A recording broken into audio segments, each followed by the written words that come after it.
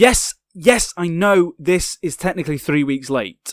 This video should have been up 3 weeks ago. I'm sorry, but I was ill. I had the bubonic plague. It was Christmas. I had to be drunk for about 4 or 5 days in a row. You know, what are you supposed to do? What are you supposed to do? Ill around the festive period with work to do is not the best thing that has ever happened to me. But I am back. I am raring to go and ready to dive into the second part of the games that shaped 2017. And the first of those games to kick off this long-awaited sequel to my spectacular video series that nobody's watching, is a game whose approach to storytelling firmly placed it among the upper echelons of narrative-driven experiences. That game is the wonderful, the enigmatic What Remains of Edith Finch. Walking simulators are a tough nut to crack. Many have tried their hardest to crack said nut, and yet only a scant few have succeeded in making a simulation of walking, and being a bit nosy, somewhat interesting. The genre's inherent lack of gameplay and its reliance on the 3D game space to hold the player's attention isn't exactly a stable foundation to build a game upon. It throws up a fine line for developers to balance their game, one that doesn't have the safety net of gameplay, instead relying entirely on narrative and storytelling to keep it sure-footed. Walking around a 3D space and hitting an interact button every now and then isn't exactly an easy sell to gamers. The only time it seems to work is when that 3D space has something, or does something, truly extraordinary in between all that is ordinary. And that, my friends, is where What Remains of Edith Finch comes in. Developed by indie studio Giant Sparrow, who are no stranger to the walking simulator genre, What Remains of Edith Finch is, simply put, the best version of a walking simulator to date. Really.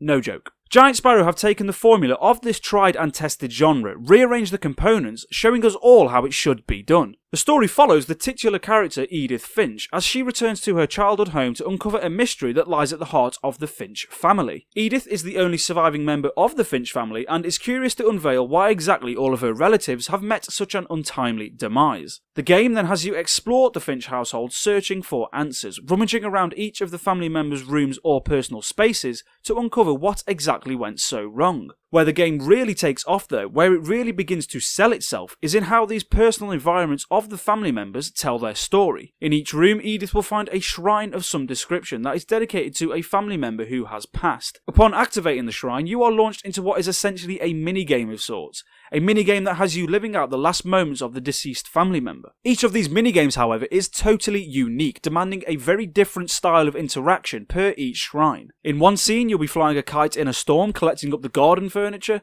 In another, you'll be taking control of a child's bath toys, and in one scene you even play out the panels of a comic book. What these scenes do then is take the basic and somewhat trite narrative of What Remains of Edith Finch and present it to us in a way that is extremely powerful, sometimes dark and yet oftentimes uplifting. Giant Sparrow has simply taken the story it wants to tell with Edith Finch and let the uniqueness of the video game medium tell that story in a way that lends it true weight. A weight that sits with you long after you finish the game. Now with this next game, the very best thing about it and what shoots it into this list of games that shaped 2017 is how very different it is from the predecessors that came before it. And by very different, what I actually mean is not shit.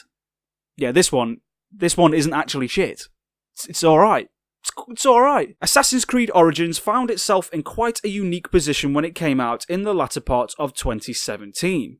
It was a game that didn't exactly have a lot to live up to, as its recent forefathers didn't exactly set the bar all too high. Instead, Origins had to fix all that the flailing series had gotten wrong in the past few years. And given the extra 12 months of development time granted by Ubisoft, the pressure on Assassin's Creed Origins was laid on even thicker than usual for an Assassin's Creed game. Thankfully for Ubisoft and the Assassin's Creed franchise, the team behind Origins managed to pull it off, creating a game that was far from that Fassbender fuck-up that came 12 months prior. I mean, did you see that?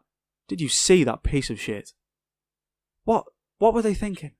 What were they thinking? Quite surprisingly, or perhaps quite unsurprisingly, the winning factor of Origins was in fact its distancing from the franchise itself. Set 2,000 years ago in an Egypt that was slowly moving into modern times yet rooted in its ancient ideologies, Origins steered clear of all the Templar, Assassin, Animus, Abstergo bullshit and focused on the more interesting part of any Assassin's Creed game. the non-Assassin's Creed bit. The world is simply incredible, a technical feat and quite a spectacle to behold. I've simply never experienced a sense of scale like I have experienced in Origins. The cities are bustling, brimming with life, and NPCs going about their days. The iconic landmarks are breathtaking and painstakingly detailed.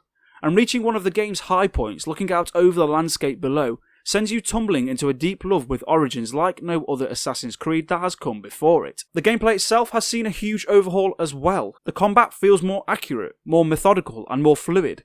It's almost like a dumbed down version of Dark Souls or Bloodborne, which is by no means a bad thing given the state of past Assassin's Creed titles.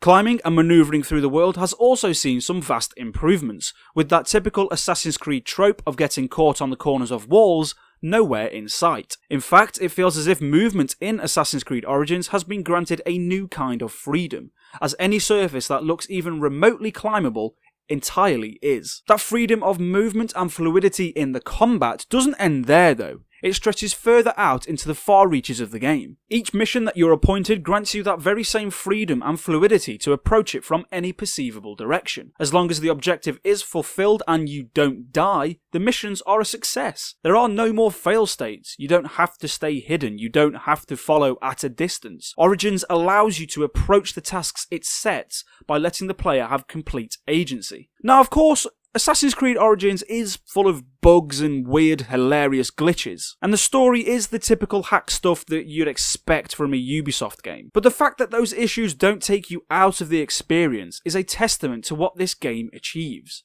The world of Origins just moves you, it motivates you to explore it. And this time around we've been given the right tools to explore that world in any way we see fit. Alright, this next game, might just be brilliant. Like, really fucking brilliant. This game is The Legend of Zelda Breath of the Wild. Where do I start with that one? Up until Breath of the Wild, I'd never even played a Zelda game. I was a Sega kid through and through, so Nintendo's IPs have never really had much of a hold on me. Breath of the Wild, however, changed that, and in this one masterful, awe-inspiring game, I am smitten, entirely smitten with the series. Breath of the Wild is a game that is literally about doing nothing. No, really, nothing. Sure, there is an overarching story, and playing as Link, you are gently nudged into fulfilling that story. But the vast majority of Breath of the Wild, you'll spend doing nothing. A whole lot of nothing.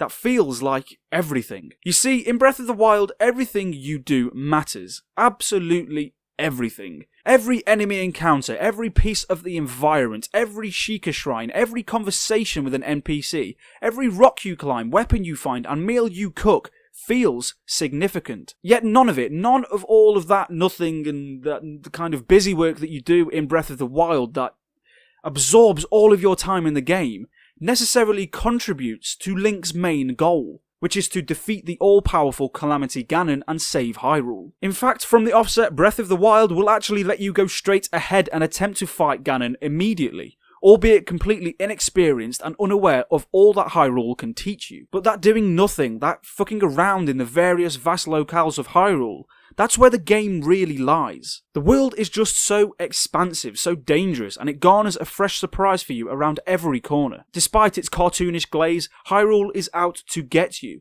It is out to fuck you really hard without even the slightest relief of lubrication. Death just comes at you in full force, taking the form of monsters, wildlife, weather, traps, broken weapons, and most of all, especially in my playthrough, stupid mistakes. It makes the game hard to survive within and ushers you toward learning all of the systems at play.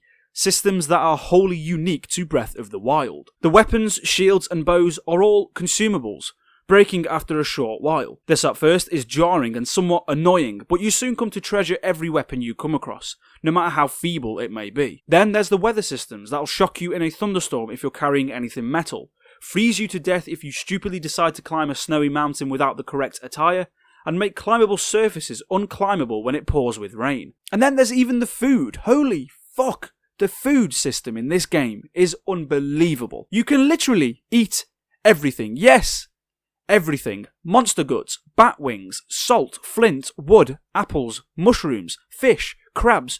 You name it, Link will put it in his fucking mouth. You can even cook up the hundreds of these ingredients available throughout Hyrule into countless elixirs, stews, soups, fry-ups, skewers, and stir-fries that can have a multitude of conditional effects on Link. I mean, this game is so deep, so goddamn deep, that it has a recipe book.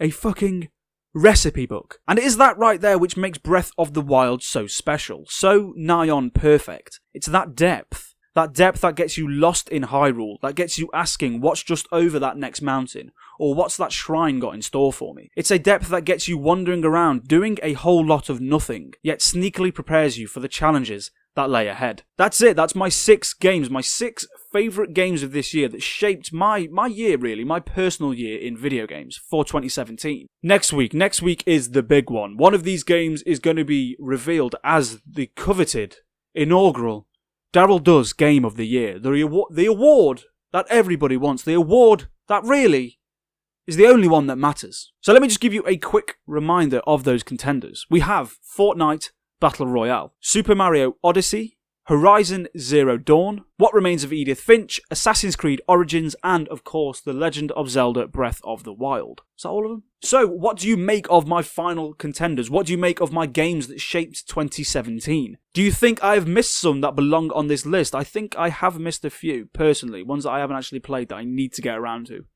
Near Automata, I am looking at you. Anyway, come and let me know what you think down in the comments below over on Twitter at DarylDoes. And until next time, my friends.